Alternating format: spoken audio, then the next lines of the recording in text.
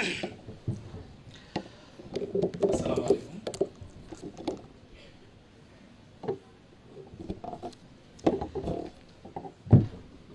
সেই সকাল 9টা থেকে আপনারা এখানে বসে আছেন, ঠিক না? আচ্ছা, শুধু কি মানে এনপিও অবস্থায় নাকি কিছু সাপ্লাই দেওয়া হয়?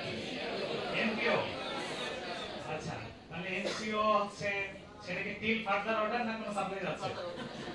টিল ফার্দার অর্ডার, আচ্ছা আচ্ছা, টিল ফার্দার হ্যান্ডওভার, ঠিক আছে ঠিক আছে। আশ্বাস দেওয়া হয়েছে আমার মনে হয়।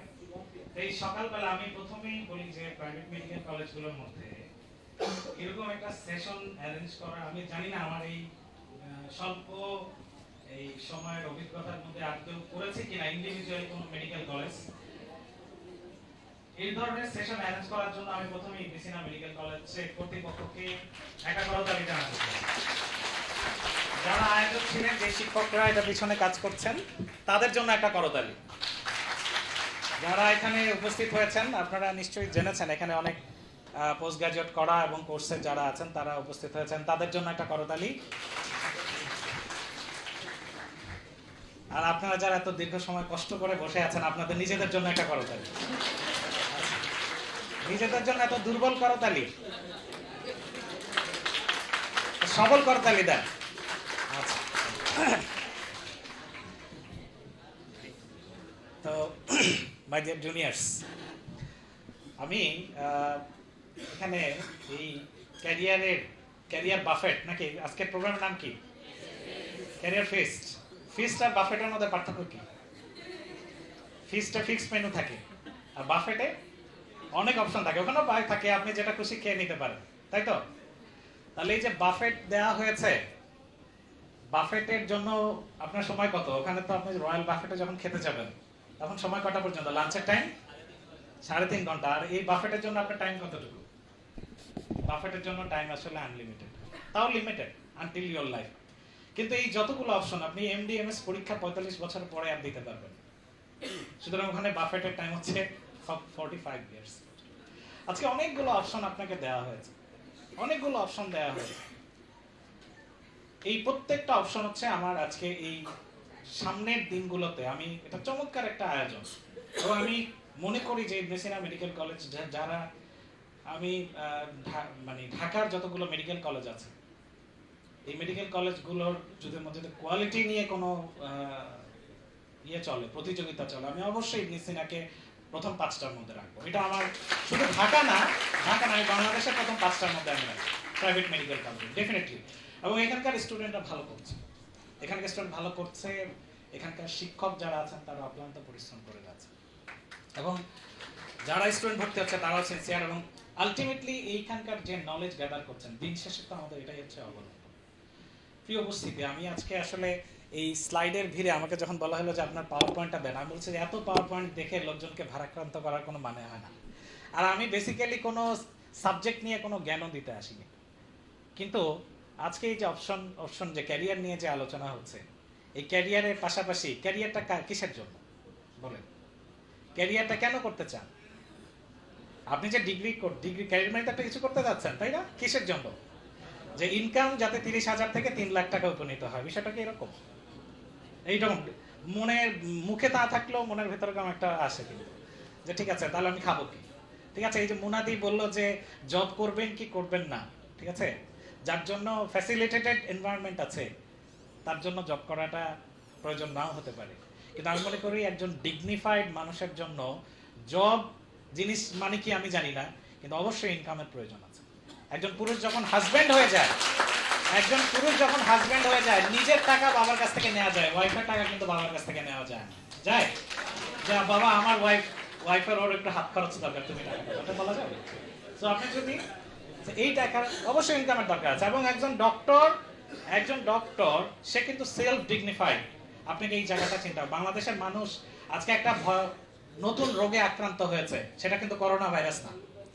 নতুন রোগের নাম হচ্ছে আমাদের প্রফেশন রিলেটেড, যে এমবিবিএস কি জানে, এমবিবিএস কি কোনো ডিগ্রি কিনা, এটা অত্যন্ত বাজে। এবং আমরা পৃথিবীর সবচাইতে কঠিনতম পেশায় এবং যে কোর্স করে আমরা এখানে আসি, এটাকে বলা হয় পৃথিবীর সবচাইতে কঠিনতম কোর্স, এবং একমাত্র ব্যাচেলর ডিগ্রি যেখানে আপনার দুইটা ডিগ্রি আছে, bachelor of medicine and bachelor of surgery. So আপনি এটার মাধ্যমে দুটো ডিগ্রি অর্জন করতে চান। আজকের এই ক্যারিয়ার ফিস্টে আপনাকে কিন্তু অনেকগুলো অপশন দেওয়া হয়েছে, এবং মানুষ আগে আইকন, মানুষ আগে আমরা কি করতাম, আমরা দিন মোহাম্মদ স্যারদেরকে দেখতাম, আমরা আজিজুল গাহার স্যারদেরকে দেখতাম, আমরা এই যে মহিবুল আজিজ স্যারদেরকে দেখি, কিন্তু টাইম ইজ বিকামিং চেঞ্জেস। একসময় প্লেগ নিয়ে মানুষ দৌড়াতো, স্মল পক্স নিয়ে দৌড়াতো, এখন করোনা নিয়ে দৌড়াচ্ছে না।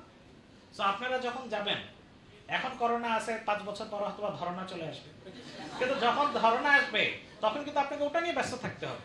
এখন কিন্তু দিন মোহাম্মদ স্যারকে নাম ধরে যে এটার জন্য কে যাব, কার কাছে যাব, এই কথাটা বলার সুযোগ এখনো আছে, কিন্তু আপনারা যখন ক্যারিয়ার করবেন ওই সময়টা কিন্তু থাকবে না। এখন মানুষ স্কোয়ারে যায়, এখন মানুষ ল্যাবেডে যায়, এখন মানুষ হার্ট ফাউন্ডেশনে যায়, কার কাছে ট্রিটমেন্ট নিয়েছে সেটা কিন্তু সে জানে না, সেটা সে জানে না। মানুষ বলে যে আমি স্কোয়ারে treatment. So this is the corporate changes in the medical system. সুতরাং আপনাকে নিজেকে তৈরি করতে হবে ওভাবে। একসময় ডাক্তাররা কিন্তু বেসিক্যালি জব হোল্ডার হয়ে যাবে, ইন্ডিপেন্ডেন্ট প্র্যাকটিস করে আপনি এখন একটা চেম্বার দিয়ে বসেন তো, very difficult, very tough. So corporate system যখন চেঞ্জ হয়ে, জিনিসটা যখন চেঞ্জ হতে থাকবে, তখন আমরা হয়ে যাবো job holder, actually job holder. তাহলে দুটো চ্যালেঞ্জ কিন্তু একটা সামনে, যে আপনি ইন্ডিভিজুয়ালি কর্পোরেট যখন একটা জায়গা হয়ে যাবে, তখন আপনার হাতে অনেক অপশন যখন থাকবে, আপনি তখন কি চয়েস করবেন? আমি অবশ্যই চয়েস করবো, আমি আমার প্রতিষ্ঠানে যখন আমি লোক নেই, আমি কিন্তু তার স্মার্টনেস দিই, তার কি ডিগ্রি আছে। অদ্ভুতভাবে কয়েকদিন আগে আমি একটা ভাইবা নিলাম, ওখানে একটা ছেলেকে আমরা সবাই মিলে বললাম যে হ্যাঁ ছেলেটাই সবচেয়ে ভালো, ঠিক আছে। ওইখানে আরো অনেক স্কিলফুল লোক থাকা সত্ত্বেও তাকে মনে হচ্ছিল তার সাবজেক্টটা আসলে না, মানে আমাদের সাথে মানানসই না, কিন্তু সেই ছেলেটা কিন্তু তার স্মার্টনেস দিয়ে চলে আসলো কোথায়, 1 নম্বরে চলে আসলো। স্কিলনেস হবে আগামী দিনে ডক্টরদের সার্ভাইভালের একমাত্র সিস্টেম, আর কোনো সিস্টেম হবে না। আপনি কোন মেডিকেলের, আপনার কোন ডিগ্রি আছে, আপনার কতগুলো কাগজ আছে আপনার সার্টিফিকেট নিচে, ইট ডাজন্ট ম্যাটার। সো এখন যারা শিখছেন, যারা স্টুডেন্ট, আমি জানি না এখানে 5th ইয়ার থেকে 5th ইয়ারে না বাব, আরো আছে, নিচের দিকে আছে, যদি থেকে থাকে তুমি তোমার বেসিকের জায়গাগুলো, বেসিক বইগুলো খুব ভালো করে পড়ো, কারণ হচ্ছে আফটার ইন্টার্নশিপ তোমার এই বেসিক বইগুলোই কাজে লাগবে। তুমি যদি ইন্টার্ন হয়ে থাকো, এই ইন্টার্নের একটা কেসও যাতে তোমার মিস না হয়, তুমি হয়তো তোমার জীবনে একবারই এই জিনিসটা দেখার সুযোগ পাবে, আর কখনো সুযোগটা তুমি পাবা না। সুতরাং এই স্কিলনেস দিয়ে তখন তোমাকে যেখানে ভাইবা বোর্ডে জিজ্ঞাসা করে তুমি এখানে জানো, দেখেছো, তুমি কিন্তু বলার সুযোগ নেই, তা করে দেখাও, তখন হয়তো করে দেখাও। অসপিস সিস্টেম কেন এসেছে করে দেখানোর জন্য।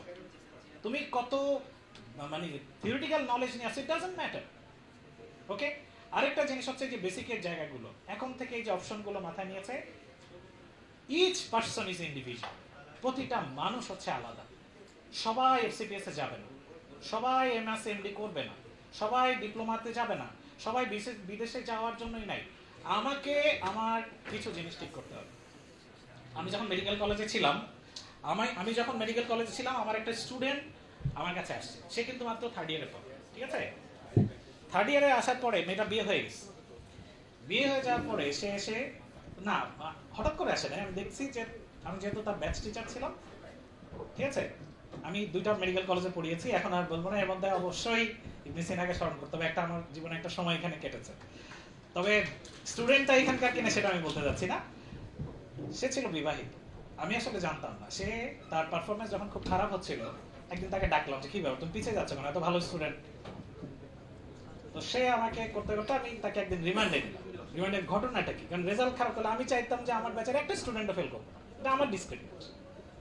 আমার ব্যাচের একটা স্টুডেন্ট খারাপ করা হচ্ছে আমার ডিসক্রেডিট, কেন সে খারাপ করবে। সো তাকে যখন আমি জিজ্ঞাসা করলাম, সে তখন বলতে আমি তাকে মানে যখন বললাম মূল ঘটনাটা কি, কোথায়, সে ছিল বিবাহিত। এই বিবাহিত মেয়েটা, সে থাকতো হচ্ছে তার শ্বশুর বাড়ি, হাজবেন্ড সেখানে থাকতেন না, ঠিক আছে। হাজবেন্ড থাকেন কোথায়, বাইরে। ডক্টর মেয়েটাকে মেডিকেল স্টুডেন্ট যেহেতু দূরে থাকে, ঢাকায় পাঠিয়ে দিয়েছেন, তাকে আপনি বিয়ে দিয়ে দিয়েছেন, দিয়ে শ্বশুর পরিবার থাকে, সিকিউর তো একটা জায়গা হলো। কিন্তু এই মেয়েটি দেখা হলো যে তার সাথে দান্দিক একটা জায়গা তৈরি হয়েছে, এই দান্দিক জায়গা তৈরি হওয়ার কারণে তারপর খারাপ করছে। তো আমি তাকে এই কথাটা বললাম, আর আমি জানি না আমি কেন তাকে বলছি, আমি বললাম যে তুমি যখন ডাক্তার হবা, তুমি যখন ডাক্তার হবা তোমাকে অনেক রোগী ম্যানেজ করতে হবে না? তুমি 100 জন রোগী দেখার স্বপ্ন দেখো না? এই রোগীদের মধ্যে বাজে মানুষ এসে তোমার সাথে হইচই ঝক্কি ঝামেলা করবে না, গালি দিবে না, বকা দিবে না, কথা বলবে না, পুলিশে ঝামেলা পোয়াইতে হবে না, তুমি যদি বিসিএস এ যাও তোমাকে সার্টিফিকেট লিখতে হবে না, মামলা হামলা মুখে পড়তে হবে না, আদালতে তোমাকে দিতে হবে না, হবে তো? তাহলে এত চ্যালেঞ্জ নিয়ে তুমি যে পেশায় যাচ্ছ, আর তুমি পৃথিবীর একটা মানুষকে ম্যানেজ করতে পারো না? তুমি সবকিছু ম্যানেজ করতে পারো, তুমি একটা মানুষকে ম্যানেজ করতে পারো না। Try to be a very good manager. So actually a doctor is a manager. আপনি শুধু শিখবেন এবং রুগী দেখবেন, ট্রিটমেন্ট লিখবেন, প্রেসক্রিপশন করবেন, নো। যখন আপনি সার্জন হবেন, ওই সার্জারি আপনার যে টেরিটরি, আপনার যে ওটি বয়, আপনার যে নার্স, প্রত্যেকটা মানুষের থাকতে হবে। আপনার তো এত বাজে ব্যবহার করলেন, তার হেল্প ছাড়া আপনি সার্জারি করতে পারবেন? আপনি অ্যানেস্থেশিয়া ম্যানেজ করতে হবে, তার পার্সোনাল প্রবলেম আছে কিনা আপনার করতে হবে, আপনাকে এই যে পেমেন্টটা তাকে দিলেন সাথে সে সন্তুষ্ট কিনা সেটাও আপনার মাথায় রাখতে হবে। ওই দিন ওটি খালি আছে কিনা, অমুক কোনো বড় স্যার আছে কিনা, ডিফারেন্ট টাইপস অফ থটস আর দেয়ার। এবং আপনি যে চেম্বারে বসেন, চেম্বার করতে গেলে বোঝা যায় যে আসলে মানে যখন পেরিফেরিতে চেম্বার করতে গেলাম, এটা হচ্ছে আরেকটা জগৎ। এই জগতের ভেতরে আপনাকে দেখতে হবে যে ওই কে ফ্রি নিয়ে আসতেছে, মালিক ফ্রি নিয়ে আসতেছে না অমুক নিয়ে আসতেছে, সে আপনার কাছে কিছু চায় কিনা, এত কিছু করার জন্য আপনি ডক্টর হচ্ছেন। আপনি একটা মানুষকে ম্যানেজ করতে পারবেন না। সো সে যায় সেটাই করেন।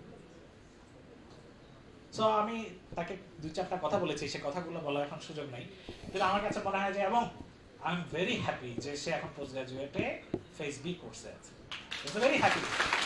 এটা আমার জন্য একটা বিরাট ব্লেসিং ছিল। আরেকটা কথা বলি, এই যে আপনারা যারা আছেন এখানে যারা আছেন, জীবনের জন্য ক্যারিয়ার হচ্ছে জীবনকে সাজানোর জন্য, কিন্তু ক্যারিয়ার এর জন্য জীবন উৎসর্গ করা যাবে না। বিকজ আপনার মানুষ হিসাবে কিছু দায়িত্ব আছে। এই যে বিয়ের কথা বললো না, কখনো আপনাকে জিনিস প্রত্যাশা করতে হবে, নিতে হবে, কখনো নাও বলতে হবে। যদি না বলতে না শিখেন খুব সুন্দর করে, তাহলে আপনি পৃথিবীর প্রত্যেকটা স্টেপে গিয়ে আপনি বিপদে পড়তে থাকবেন। কিভাবে বিপদে পড়বেন? যে আপনি কাউকে অখুশি করতে চান, কিন্তু আপনি সুন্দর করে নাও বলতে জানেন।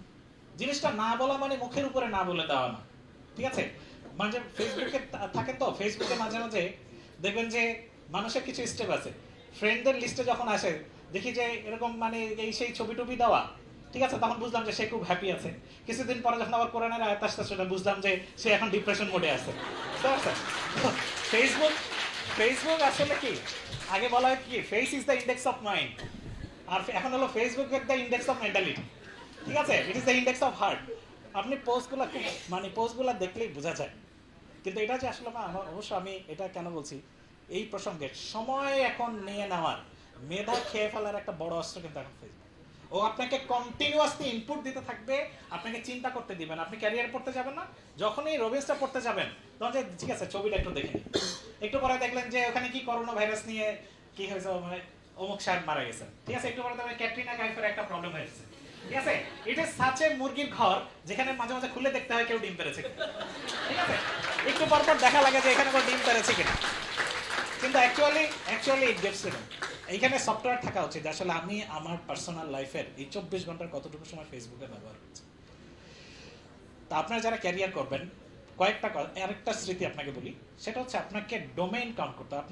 আপনার লাইফের সবচেয়ে বড় অ্যাসেট হচ্ছে আপনি ডক্টর, এইটাকে আপনাকে কাউন্ট করতে হবে। আপনার বাবা মা জীবিত আছেন, এটা কিন্তু আপনার জীবনের সবচেয়ে বড় অ্যাসেট। আপনার একটা ভালো হাজব্যান্ড আছে। আমার চেম্বারে এক ভদ্রলোক আসলো, ইঞ্জিনিয়ার। আসার পরে আমি তো সুন্দর মতো এসে নামটাম লেখা শুরু করলাম যে ভাইয়ার নাম কি। উনি নাম বললেন, এই প্রবলেমটা বলে আসলে আমি শারীরিক প্রবলেমটা আমার মেইন না, আমি একটা পারিবারিক প্রবলেমটা আমার সাথে দেখা করতে এসেছি। তো কোথা থেকে বাসা, সেই উত্তরে ওদিকে কোথাও যেন বাসা। সে আসছে, আমি তো আশ্চর্য হয়ে গেলাম, লিখে ওনাকে জিজ্ঞাসা করতেছি। ওনার প্রবলেমটা হচ্ছে উনি এখন হাজব্যান্ড ওয়াইফ দুজনের মধ্যে খুব ঝামেলাপূর্ণ সময় কাটাচ্ছেন। কেন? কারণ তার ওয়াইফ খুব ভালো একটা জব করতো, ইজ এ ডক্টর। জবটা করার পর তার মনে হচ্ছে এমআরসিপি পার্টন দিয়েছেন, এখন তাকে কে বলেছে এমআরসিপি করার কোনো লাভ নাই, বাংলাদেশে একটা ডিগ্রি নাই, সে খুব ডিপ্রেশনে আছে। ডিপ্রেশনের কারণে তার ফ্যামিলি লাইফ হ্যাম্পার হচ্ছে। বলে আমি ঘুরে টুরে মনে করলাম যে আপনার কাছে এটা একটা সলিউশন পাওয়া যেতে পারে। তা আমি বলছি আপনি হাজব্যান্ড, নন মেডিকেল পার্সন, আপনি এখানে আসছেন এই কথাটা জানার জন্য? তো তার তো এটাই তো তার জীবনের সবচেয়ে বড় ব্লেসিং, যে একজন হাজবেন্ড চলে আসছে তার ওয়াইফের প্রবলেম সলভ করার জন্য। এটাকে ওই মেয়েটাকে তো বোঝা উচিত যে এর চেয়ে বড় অ্যাসেট তার লাইফে আর কিছু নেই। তার লাইফের চেয়ে বড় অ্যাসেট আছে? শুধু ডক্টর ডক্টর বিয়ে করলেই হ্যাপি হতে পারবেন এটার কোনো গ্যারান্টি নাই। আজকে আজকে লাস্ট 10 ইয়ার্স ধরে আমি দৃশ্যগুলো দেখছি, লাস্ট 10 ইয়ার্স ধরে দৃশ্যগুলো দেখছি। Believe me, you have to count some happy domains. আপনাকে কোন জিনিসগুলো হ্যাপি করে সেই ডোমেইনগুলো আপনি কাউন্ট করবেন, ঠিক আছে? হ্যাপি ডোমেইন কাউন্ট করতে গিয়ে দেখেন, আপনি এই যে বিয়ের কথা বললো না, আমি অনেক পোস্ট গ্রাজুয়েশন চেষ্টা করার পরে ধরেন আমার সবকিছু কিন্তু বিয়ের পরে হয়েছে। তো আমি এই কথা সবাইকে বলতে যাচ্ছি না যে আগে বিয়ে করার পরে সব হবে, বিষয়টা এরকম না। কিন্তু আমার লাইফের যত অ্যাচিভমেন্ট সব কিছু আমার বিয়ের পরে হয়েছে। আবার এটাও আছে, হ্যাঁ ঠিক আছে, আমি একটা সার্টেন টাইম ছিল, আমি আমার একটা সার্টেন টাইম পর্যন্ত বিয়ে করবো না, এটা একটা সিদ্ধান্ত ছিল, এরপরে আমি বিয়ের জন্য কাজ করবো। So life is a planning, আপনার একটা ভালো প্ল্যানিং খুব ইম্পর্টেন্ট। দ্বিতীয় কথা হচ্ছে আপনার জীবনের এই যে হ্যাপি ডোমেইনস, আপনার লাইফে কি কি দরকার? নাম্বার 1 দরকার একটা ক্যারিয়ার, নাম্বার দরকার হচ্ছে একটা জব, নাম্বার 2 আছে বাংলাদেশের মানুষের চাওয়া কিন্তু খুব ছোট, খুব বড় চাওয়া না, আমাদের চাওয়া কিন্তু খুব ছোট ছোট, তাই না? একটা খুব ভালো একটা খুব হ্যাপি বাসা, ঠিক আছে, যেখানে দুইটা ছানাপোনা ঘুরে বেড়াবে, এই টাইপের, ঠিক আছে? অথবা আপনার একটা চেম্বার থাকবে যেখানে আপনি 50টা রোগী দেখতে পাবেন, ঠিক আছে? অথবা সার্জন হলে আপনার মোটামুটি সিরিয়াল দিনে 2-4টা অপারেশন করতে পারবেন, আলহামদুলিল্লাহ। এর চেয়ে বেশি চাওয়া কিন্তু খুব থাকে না। কিন্তু এই চাওয়াটাকে পেছনে গিয়ে আপনি যখন এটা টার্গেট ফিক্স আপ করতে পারবেন, তখন ক্যারিয়ার করতে গিয়ে আপনার অন্য ডোমেইনস গুলো চলে যাবে। যখন ক্যারিয়ার করে ফেলবেন, ধরেন যে ক্যারিয়ার 1 নম্বর টার্গেট, যখন আপনি ক্যারিয়ারে চলে গেলেন, তখন এরকম এখন আসে মুনাদির কাছে তো আসে যে স্টুডেন্ট বিয়ে দেওয়া, আমার কাছে আসে ডিগ্রি কমপ্লিট হয়ে গেছে এখনো বিয়ে হয়নি, আসে। ওরা কিন্তু লাইফ তো নেই। আপনি এমন ডক্টর পরিবার পাবেন যাদের একটা বাচ্চার জন্য তাদের লাইফের সমস্ত ইনকাম চলে যাচ্ছে, রাইট টাইমে তারা বেবি ডিসিশন নিতে পারেননি। একজন মানুষ বিসিএস এর জন্য ক্র্যাবি কত মানুষ কান্না করে, আপনারা সাময়িক মানুষ পাবেন, তারপর হচ্ছে যে বিসিএস এর চাইতে তার সার্ভিসের জায়গাটাকে উনি মনে করেছেন যে এটা বেশি ইম্পর্টেন্ট, বিসিএস টাকে ছেড়ে দিয়েছেন, এরকম ডক্টর আছে। সুতরাং আপনার লাইফের জন্য আসলে কোনটা দরকার, এটা মানে এইটা ডিসিশন নেওয়াটা খুবই, আপনার লাইফের জন্য কি দরকার এটাকে ফিক্স করা। দ্বিতীয় কথা হচ্ছে মানুষের একটা, আমরা কিন্তু সব পেতে চাই, সব কিছু আমার দরকার, আমার ডিগ্রি লাগবে, আমার এটা লাগবে, আমার ওটা লাগবে, ওটা লাগবে, কিন্তু এটাও ঠিক আপনি সবকিছু পাবেন, এটাও ঠিক। সুতরাং নেগেটিভিটির জায়গাটাকে আপনাকে, কিন্তু আপনি সবকিছু পাবেন না, এটাই বাস্তবতা। এবং আমরা সবসময় কি গাছের উপর একটা দেখি যে উনি তো সাকসেস হয়ে গেছেন, আমার ড্রিম হচ্ছে আমি মহিবুল আজিজ স্যার হব, আমার ড্রিম হচ্ছে আমি পলাশ স্যারের মতো ইউরোলজিস্ট হব। কিন্তু এই পথটা পাড়ি দিতে পলাশ স্যারকে কি পরিমাণ কষ্ট করতে হয়েছে এই দৃশ্যটা আপনি জানেন। আয়ুব বাচ্চার একটা গান আছে না, কি হাসতে দেখো, গাইতে দেখো, অনেক কথায় মুখর দেখো, কিন্তু কি দেখো না, কি দেখো না, হাসি শেষে নীরবতা। কেন? নীরবতার পিছনে কি আছে? অনেক কান্না আছে, অনেক কান্না আছে। এক একজন পোস্ট গ্রাজুয়েট ডক্টরের পেছনে, এই ক্যারিয়ারের পেছনে অনেক কান্না আছে, তার এটার পেছনে তার অনেক স্যাক্রিফাইস আছে, অনেক বঞ্চনা আছে। আপনি এটাকে ধারণ করার মতো ক্যাপাসিটি, আমি বলি যে লেটস মেক ইউর ক্যাপাসিটি। আপনাকে যদি বলি আজকে যা যা পড়েছেন এই 3 ঘন্টা ধরে, আমি আপনাকে 1 মিনিটে দিয়ে দিই, সেই জিনিসটা নেবেন? এখানে যত নলেজ আছে সব 1 মিনিটে দিয়ে দিব, যত বইয়ের কথা ওরা বলেছে সব 1 মিনিটে দিয়ে দেবো। Is it possible? এটা কি সম্ভব? সম্ভব। লেটস সার্চ দি গুগল, গুগলে সার্চ পাবেন না, গুগলে সার্চ পাবেন না, আপনি পাওয়া সম্ভব, কিন্তু এটাকে ধারণ করাটা অনেক কঠিন। মাঝে মাঝে কি আমি অনেকে বলি যে বেবি নিয়ে ফেলো, দেরি করতেছে কেন, এরকম বলি, স্যার ভাই একটা বেবি দিয়ে দেন, আমি লালন পালন করি। কেন? বেবিটা ধারণ করতে কষ্ট। A degree is like a baby, a career is like a baby. এই বেবির জন্য, এই বেবিটাকে জন্য আপনার একটা প্ল্যান থাকতে হবে, ঠিক আছে? এই বেবির জন্য এখন হাজবেন্ড থাকে বিদেশে, ওয়াইফ থাকে দেশে, বেবি হবে? হবে? হবে না। আমি কিন্তু যেহেতু ডক্টর, আমি এক্সাম্পল দিচ্ছি, বেবি কিন্তু হবে না। তার মানে হচ্ছে তাদের একটা প্ল্যান লাগে। দ্বিতীয় হচ্ছে এই বেবিটা নেওয়ার মতো তার একটা সক্ষমতা থাকে। অনেক পেশেন্ট আসে না, ওজনের জন্য বেবি হচ্ছে না, তাকে কিন্তু একটা প্ল্যান করতে হবে যে আপনি ওজন কমান, আপনার থাইরয়েডের ট্রিটমেন্ট নেন, আপনি এটা করেন, ওটা করেন, ইনজেকশন নেন, বলে না? So take a preparation. শুধু তাই না, এই বেবিটা ধারণ করতে গিয়ে আমার মায়ের অনেক কষ্ট হয়েছে। এই 10 মাস তাকে পেইন নিতে হয়েছে না? তো এই পেইন নেওয়ার জন্য বেবিটা শুধুমাত্র ভেতরে আছে বলে কি উনি খাওয়া দাওয়া সব ছেড়ে দিয়েছেন? তার ফ্যামিলির সব দায়িত্ব ছেড়ে দিয়েছেন? আপনার আদর যত্ন, ছোট ভাইদের আদর যত্ন সব ছেড়ে দিয়েছেন? তা কিন্তু ছাড়েন নাই। উনি সবকিছু ঠিক রেখে বেবিটাকে ভিতরে ভিতরে আমাকে বড় করেছেন। বড় করেছেন না? এটা একটা পেইন আছে না? এই পেইনটা ডেলিভারি দেওয়ার সময় তার সবচেয়ে বেশি পেইন হচ্ছে না? সো আপনি যখন প্রতিটা মুহূর্তে পরীক্ষা দিতে যাবেন, এই পেইনটা আপনি নিতে হবে। এই যে পেইনের মধ্যে দিয়ে যে সন্তানটা পৃথিবীতে আসে, সেই মানুষটাই তো সবচেয়ে বেশি ভালোবাসে, তাই না? মা সবচেয়ে বেশি পেইন নেয় বলেই মা আমাদেরকে সবচেয়ে বেশি ভালোবাসে।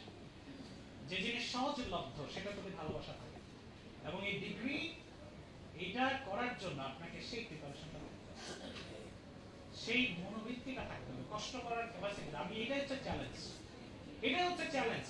এবং সেটা আপনার ক্যাপাসিটি, আপনার লিমিটেশন। আপনার লিমিটেশন কি?